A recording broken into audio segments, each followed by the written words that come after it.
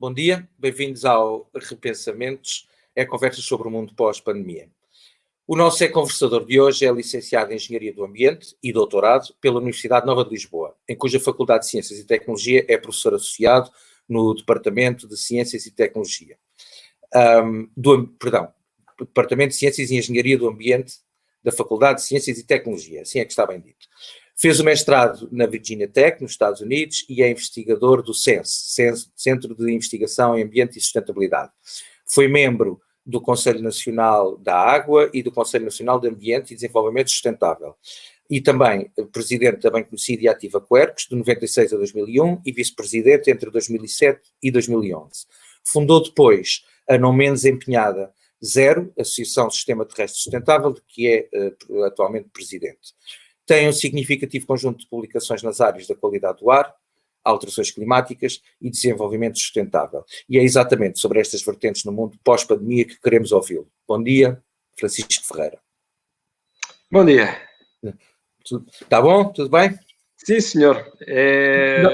Não me enganei nada? As universidades neste momento funcionam a partir da casa de cada um, quer dos docentes, quer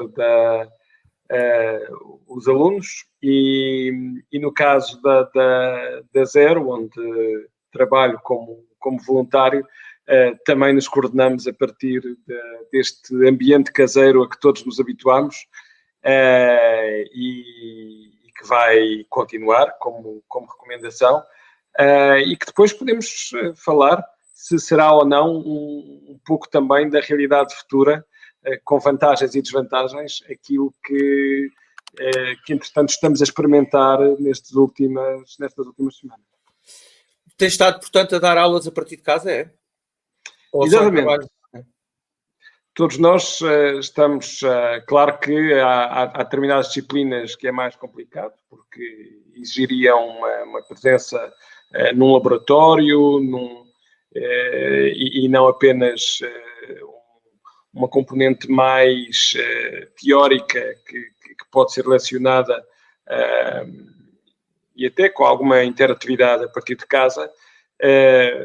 Eu, felizmente, no meu caso, não sou muito prejudicado, porque precisamente as áreas do ruído, da qualidade do ar, que leciono, são áreas que têm,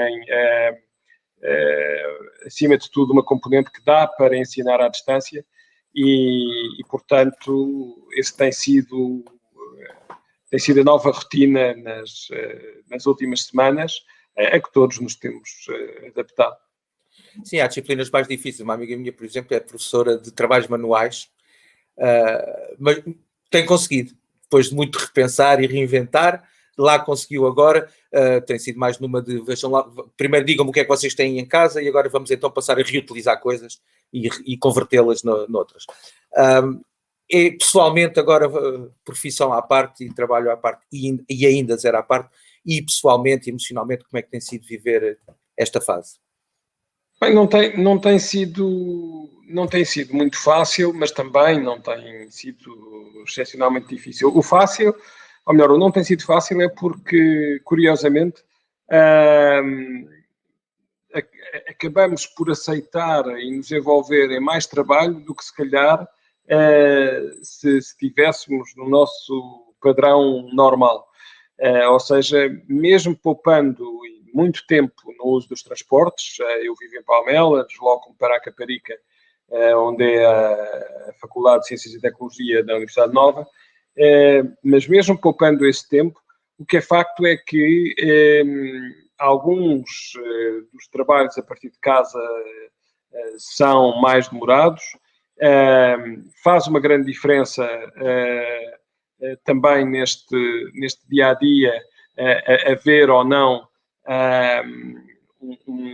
uma disponibilidade maior da parte das pessoas que acabam por reservar muitos tempos e horários para atividades que se calhar no seu dia-a-dia não o fariam.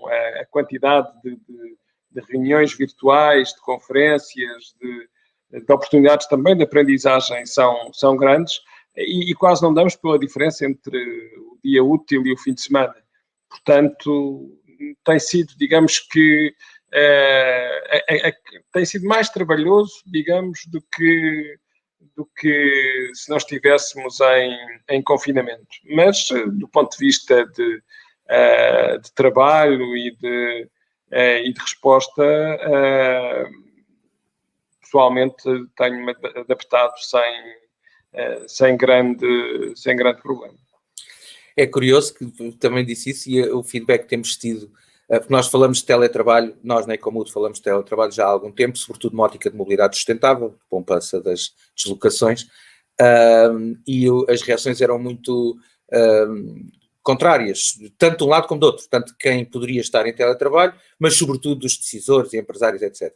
E hoje em dia, tal como pelos vistos do Francisco testemunha também, é que as pessoas aperceberam-se que se trabalha mais. A produtividade é maior muitas vezes e acaba por o feedback que temos do lado de decisores é a produtividade é maior e do outro lado é eu tenho que arranjar alguma autodisciplina porque senão eu não faço outra coisa que não seja trabalhar. Pelos vistos é também... E isto também, quer dizer, vamos lá ver, e eu compreendo que haja situações muito, muito diferentes, porque por acaso, ainda ontem tive a oportunidade de falar com alguns colegas que davam algum feedback de algumas empresas onde realmente dizem isso mesmo, que a produtividade tem sido maior via teletrabalho.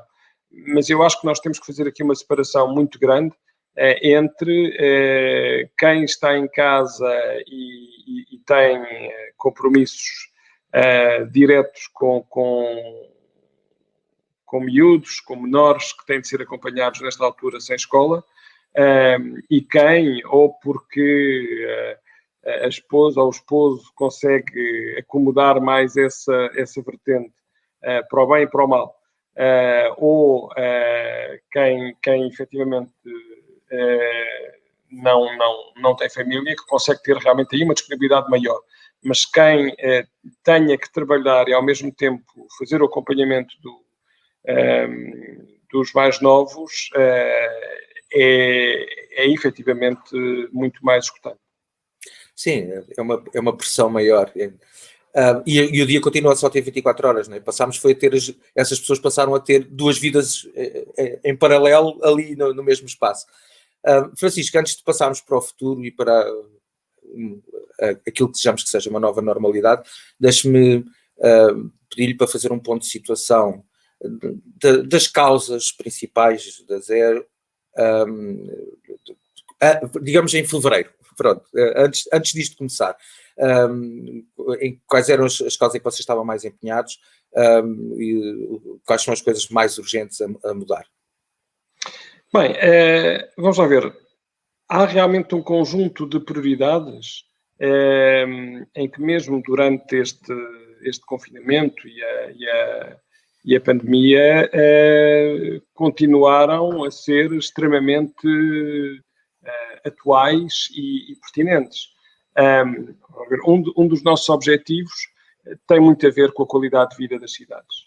E o que é facto é que nas últimas semanas nós tivemos recordes de boa qualidade do ar, nomeadamente no centro de Lisboa, e olhando para alguns dos dados de outros centros urbanos, também aí, pela ausência de tráfego automóvel, que é praticamente a única e principal fonte de poluição que nós temos nestas zonas, o que é facto é que acabou por permitir às pessoas usufruírem de um ar muito mais limpo, por obrigação, não por medidas a que tenham sido obrigadas. Mas essa tem sido uma luta grande nossa, desde sempre da Zero. O mesmo em relação ao ruído, onde também tivemos a oportunidade de avaliar, aliás, o ruído na zona do Campo Grande, junto ao aeroporto, onde, sem voos e com menos trânsito, nós, talvez pela primeira vez, diria eu, nos últimos anos, desde que a lei surgiu, de certeza absoluta, foi a primeira vez que devemos ter conseguido respeitar os valores limite da legislação do ruído, quer durante o período noturno, quer durante os períodos de 24 horas. Portanto, mais uma causa em que nós, obrigados, conseguimos melhorar temporariamente o ambiente e mostrar que é possível, pelo menos nestas circunstâncias. E depois, uma última constatação e também uma causa que tem a ver com as alterações climáticas. Nós vivemos uma verdadeira emergência climática que só é mais esquecida porque os números não são mostrados todos os dias, os custos económicos, os números de quem obviamente é afetado e acaba por ou falecer ou ser afetado por doenças à custa, portanto, dizia eu, das alterações climáticas, enquanto que no caso da Covid-19 nós todos os dias olhamos para esses números. E por outro lado, também porque nós, nos últimos meses, em Portugal, temos tido uma produção significativa de eletricidade a partir de fontes renováveis. Estes diferentes... A redução da atividade económica em combinação com as fontes renováveis, em combinação, portanto, com outros fatores até económicos à escala mundial, relacionados direto ou indiretamente com a pandemia, leva-nos a que esta emergência esquecida esteja, no entanto, tenha tido um pequeno intervalo. As emissões de dióxido de carbono que causam o aquecimento global e depois esse aquecimento global origina as alterações climáticas, estão a gozar do intervalo, mas é um curto intervalo. Pois era essa questão que eu lhe queria colocar, porque pelo que os últimos números que eu vi, que já são para aí da semana passada, coisa assim do género, sim, no centro das cidades estamos melhor, realmente, está quase tudo parado, mas o certo é que a circulação automóvel tem uma parte relativamente pequena na pegada global da humanidade.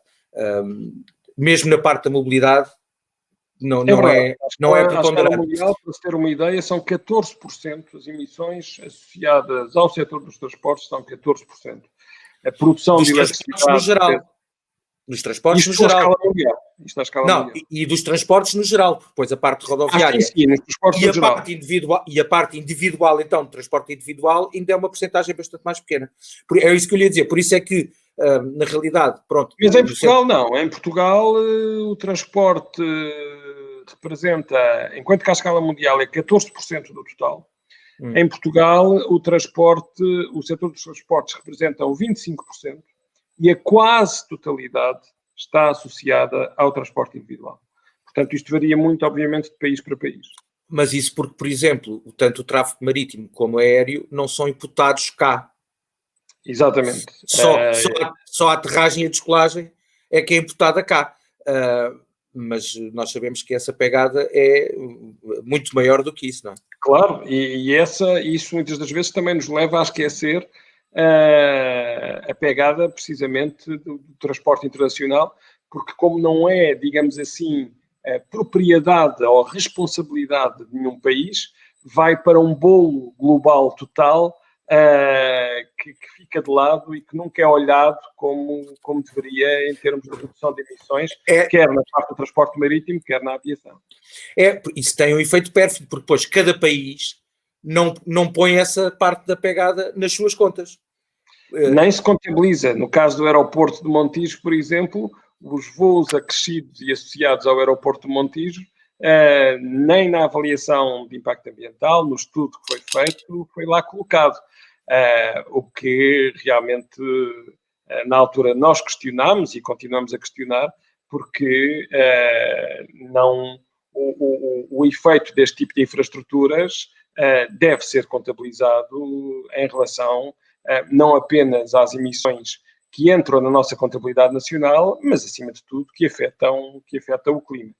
Portanto, eu deixava ainda só mais uma área que também é importante, ou seja, para além destas preocupações grandes com as questões, como digo, da qualidade do ar, do ruído, do clima, da energia, Uma outra questão que também está talvez diretamente relacionada com a questão da pandemia é a nossa interferência com a natureza. E tudo indica, apesar de não haver ainda certezas absolutas, mas tudo indica que realmente foi a partir da exploração de animais selvagens, em mercados, na China, mas que também existem noutros sítios, que houve esta doença chamada zootónica, portanto, em que os vírus passam dos animais selvagens para a população humana, que nós estamos nesta situação dramática. E, portanto, há aqui também uma chamada muito clara de atenção para estas questões da biodiversidade, para estas questões diretamente relacionadas com a gestão que nós fazemos da natureza e da nossa demasiada interferência, do ultrapassar de limites que não deveria acontecer.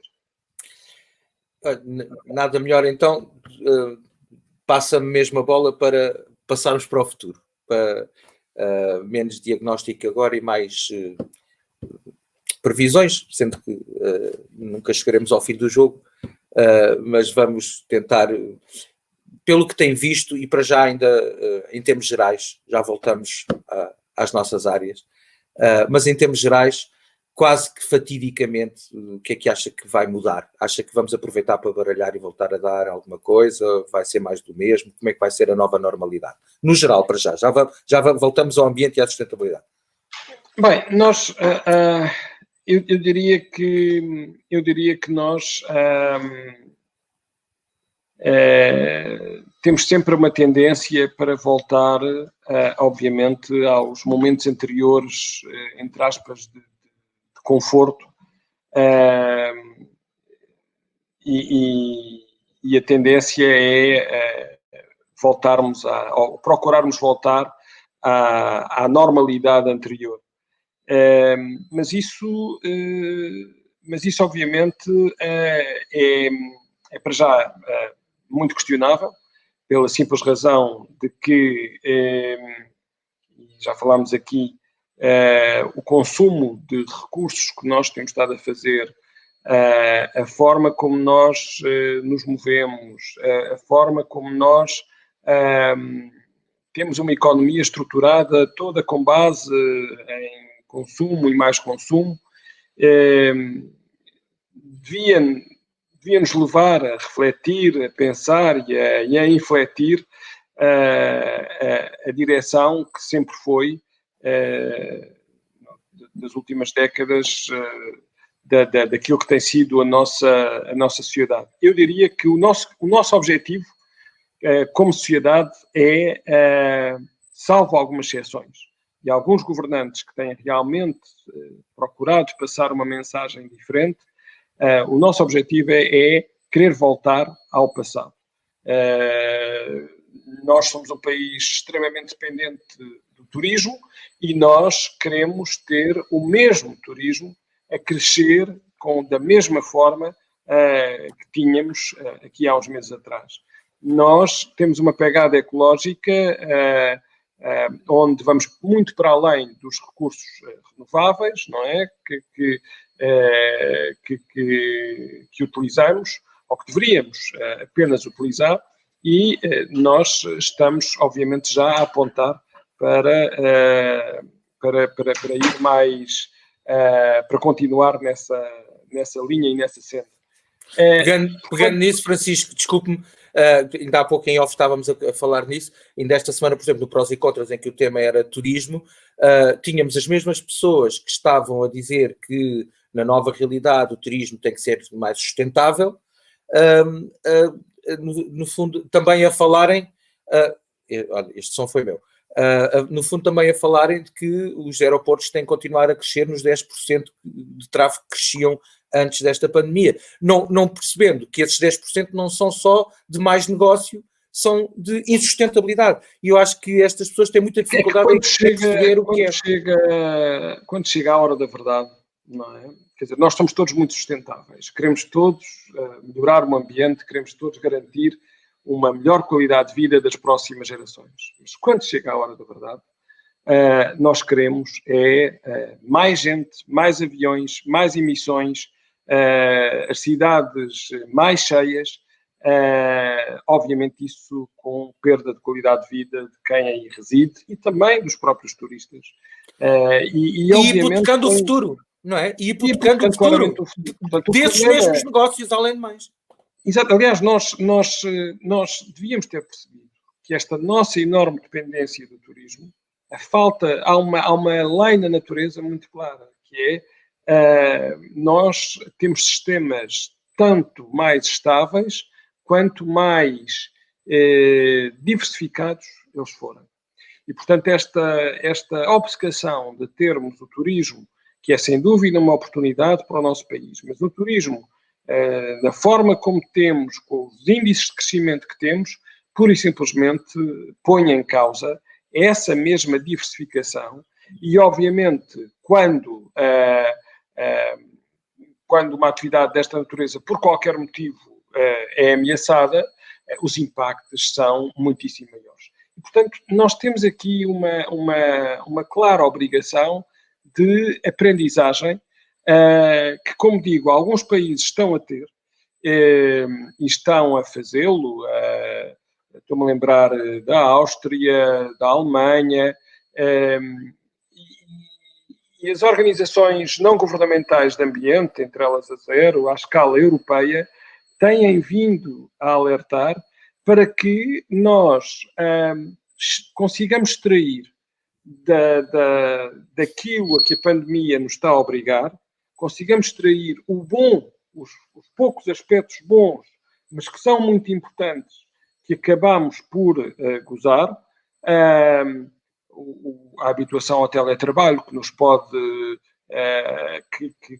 que não nos deve evitar de voltar para os empregos e convivermos com os outros, mas se calhar de uma forma mais equilibrada, em que nós poderemos utilizar menos o carro, se o fazíamos, perceber que o sistema de transportes públicos tem que dar uma resposta mais adequada e mais próxima desta nova realidade e que não devem ser, de forma alguma, preteridos na recuperação económica mesmo e que temos que ultrapassar esta questão do medo de frequentá-los porque senão tornamos o mundo, ou tornamos as nossas cidades ainda mais insustentáveis porque cada um vai querer levar o seu carro. O teletrabalho, estava a dizer, é muito importante para evitar as deslocações internacionais e, nomeadamente, tudo aponta que nós consigamos, efetivamente, no futuro, enquadrar muitas das reuniões que achávamos que eram impossíveis numa comunicação à distância. São esses aspectos bons, nós temos que nos integrar, mas para isso é preciso também que essa mensagem seja passada de forma coerente por parte dos governos e, no caso de Portugal, essa mensagem mais sustentável em termos do desenvolvimento que nós queremos fazer nesta recuperação económica não está realmente a passar como nós gostaríamos. E mesmo na Europa também o Pacto Ecológico Europeu, que era uma vertente fundamental anunciada pela Comissão Europeia em dezembro, já se está a falar de atrasos, já se está a falar de alguns aspectos que se calhar tenham que passar ao lado, e isso é a última coisa, isso será uma enorme derrota para todos nós, para os autarcas que voltarem a ter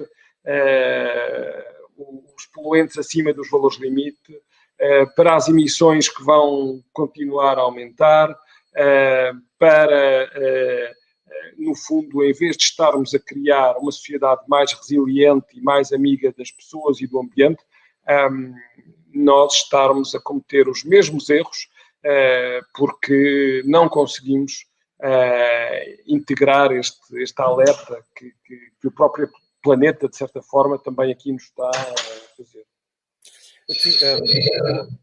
Eu acho que foi o ministro da Economia francês que utilizou uma frase aplicada à parte económica, mas que eu infelizmente também achei que se calhar também vai ser aplicada à parte ambiental, que é, eu quando tenho a casa a arder não estou preocupado com a quantidade de água que vou desperdiçar, eu quero é apagar o fogo. E sendo que eu até concordo que isso a nível económico é uma visão positiva, sim, imprimam para aí dinheiro e deem às pessoas, é preciso é que as coisas funcionem, mas depois fiquei a pensar, pois, mas é que se calhar isto também vai acontecer a nível ambiental, ou seja, é preciso pôr, lá está, dando a primazia ao económico, vamos pôr a economia a funcionar, custo custar, mesmo que isso implique atrasarmos os processos. Nós temos aqui em muitas áreas, volto a dizer, na área da mobilidade, na área dos resíduos, na área da educação, na área das energias renováveis, da eficiência energética, há aqui muitas oportunidades para ter um outro emprego que não apenas o emprego no turismo, por exemplo, e associado a um desenvolvimento muito mais sustentável da sociedade. É preciso dar essas prioridades e isso passa, obviamente, pela atitude de cada um. Nós agora com os requisitos de segurança vamos começar a gerar materiais plásticos até mais, não? Quando temos soluções que podem pelo menos atenuar essa produção exagerada de resíduos, de luvas, de máscaras, de tudo aquilo que nos faz agora sentir seguros, mas que vai significar um grande peso para o ambiente. É ver o que é que se está a passar noutros países, já em termos de contaminação da paisagem, dos oceanos, e que já está a ser preocupada neste pós-pandemia, não é? E portanto, temos que saber definir bem os limites e, como digo, quer ao nível pessoal, quer, acima de tudo, ao nível autárquico e nacional. E perder, podemos ser muito populares agora por dar uma resposta rápida e eficiente, mas o problema, como eu digo, é que nós temos grandes emergências que não vamos conseguir ultrapassar. Por exemplo, a questão das alterações climáticas não se ultrapassa com remédios, entre aspas, a um mês ou a um ano, e nós, se não conseguirmos efetivar as políticas que realmente façam essa transformação rapidamente, cada ano que passa vai sempre ser mais tarde e vai nos custar muito mais para conseguirmos ultrapassar os prejuízos que daí podem advir. Da mesma maneira que eu tenho visto que há bons índices de consciencialização das pessoas, as pessoas têm estado a aproveitar este tempo também para se instruírem, para irem procurar melhores fontes de informação e, portanto, tem havido uma evolução de mentalidades, mas que se calhar por várias outras restrições e por medos, isso não se vai traduzir numa melhoria de comportamentos para já, em termos imediatos. Eu tenho andado favoravelmente surpreendido com os governantes, com os políticos, mas começo também a pensar que se não será só boa comunicação e que depois, será que isto se vai efetivar? Qual é a sua perspectiva? Acha que isto vai transformar-se em melhor governação ou pelo contrário? Eu tenho um otimismo realista, ou seja, eu desejavelmente gostaria que nós conseguíssemos efetivamente fazer a diferença na recuperação económica agora dos próximos meses. Mas sinceramente tenho grandes dúvidas que consigamos aproveitar efetivamente esta pausa forçada que tivemos. E portanto, vamos ver. Eu acho que as pessoas também têm que ter aqui uma visão que não pode ser apenas a de curto prazo, tem que ser uma visão de médio e longo prazo, para nós não voltarmos a estar a discutir uma crise desta natureza, se calhar uma crise ambiental, que também tem aqui uma relação forte com a saúde, não é? Não nos esqueçamos que foi nos sítios mais poluídos que as pessoas também acabaram por ter maiores consequências da Covid-19. Porquê? Porque têm mais problemas respiratórios, cardiovasculares, têm menor imunidade. Portanto, ou eu realmente encaro a própria saúde pública e a qualidade de vida numa perspectiva de alguns anos, ou consigo agora ultrapassar esta solução, deixar as pessoas satisfeitas, mas ou pelo menos não tão insatisfeitas, porque eu acho que todos nós, obviamente, sofremos bastante com esta mudança, mas não estamos a resolver o problema e novos tempos virão onde já não há a capacidade ou melhor, onde nos arrependeremos, digamos assim, de não ter feito as medidas estruturais que tínhamos tido a possibilidade de fazer na crise anterior.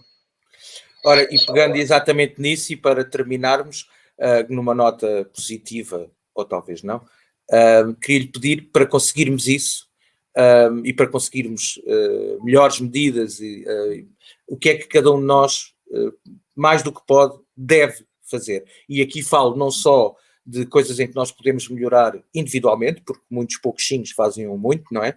Mas o que é que podemos fazer, o que é que devemos fazer para obrigar também governantes, e aqui falo em Portugal, mas numa melhor globalização do que é que temos tido também, o que é que podemos e devemos fazer para que a nova normalidade seja melhor do que a anterior? Bem, eu começaria por um apelo quase publicitário de que uma das formas que podem fazer é associarem-se, e a Zero é uma oportunidade. Podem visitar a nossa página que está na internet, que é zero.ong, de organização não governamental. Podem-se fazer sócios, são 5 euros por ano, penso que não é um custo muito, muito elevado, e o peso e a capacidade das associações são, sem dúvida, também aqui determinantes para pôr na agenda estes assuntos. Depois, nós temos sempre o nosso voto para decidir e fazermos uma avaliação nos momentos-chave sobre as opções que devem ser tomadas. Mas, desde já, temos uma voz através das redes sociais, através da forma como vamos falando com os conhecidos, com os amigos, que vamos passando esta mensagem. E essa mensagem deve ser, como digo, uma mensagem de esperança, de que queremos e devemos construir uma sociedade estruturalmente mais resiliente e mais sustentável. É basicamente isto que nós pedimos. E isso como é que se faz? Isso faz-se, acima de tudo, reduzindo o nosso padrão de consumo e de desperdício. É aí que está o cerne da questão. E nós, se olharmos para as várias vertentes, o consumo de água, o consumo de energia, a mobilidade, os equipamentos que são muitas vezes de usar e deitar fora em vez de os repararmos, portanto, é essa a diferença, olhando para uma economia circular, mas olhando também muito para aquilo que são as nossas opções, que se calhar muitas vezes não são essenciais e que poderiam ser bem mais moderadas, é aí que nós fazemos a diferença. E pode-se pensar, bem, se nós diminuirmos o consumo, estamos a diminuir o emprego, estamos a pôr em causa o funcionamento da sociedade. Não, porque há muitos empregos, há muitas oportunidades. Basta olhar para os telhados que nos circundam e poucos têm por exemplo, um aproveitamento da água quente solar, quando Portugal é o país da Europa com o maior número de horas de sol. O fotovoltaico, a eficiência energética, quando nós não temos conforto em casa, nem no inverno, nem também já no verão. Portanto, há aqui tantas oportunidades para nós relançarmos a economia de uma forma onde consigamos deixar um país melhor preparado, e esse tem sido o nosso apelo. Nós fizemos um documento chamado O Nosso Novo Futuro Comum, e está na internet, está na nossa página, ainda é extenso, mas penso que é uma reflexão que vale a pena também consultar. E subscreveram também, tal como nós, o manifesto por uma recuperação económica justa e sustentável, que acho que é quase o que está ali é uma base exato, é uma síntese, de certa forma, também daquilo que nós acabámos por escrever de forma mais extensa, mas as ideias principais essas estão comuns. Sim, e pronto, fica esta nota, junte-se à Zero, à Ecomood Portugal ou a qualquer outra associação, ajude quem anda a fazer alguma coisa por si, pelos seus filhos também, e já agora faça também. Muito obrigado, Francisco, fica a mensagem. Sim, senhor, muito obrigado também. Teríamos muitas meias horas mais para conversar e havemos de ter. Muito obrigado. Ok, muito obrigado também. Tá. Quanto a si, foi mais uma semana de repensamentos, além de poder ajudar associações como a Ecomood Portugal ou a Zero ou outras assim. Repense, recicle, reduza, reutilize, e além disso, veja-nos nas páginas do Facebook do E-Conversas da Ecomood Portugal e da TV Amadora, no YouTube da TV Amadora, em tvamadora.com, e no Instagram do E-Conversas, sempre de segunda à quinta, às 11 da manhã. Fique saudável e aproveite também para repensar. Bom fim de semana, até sempre, até já.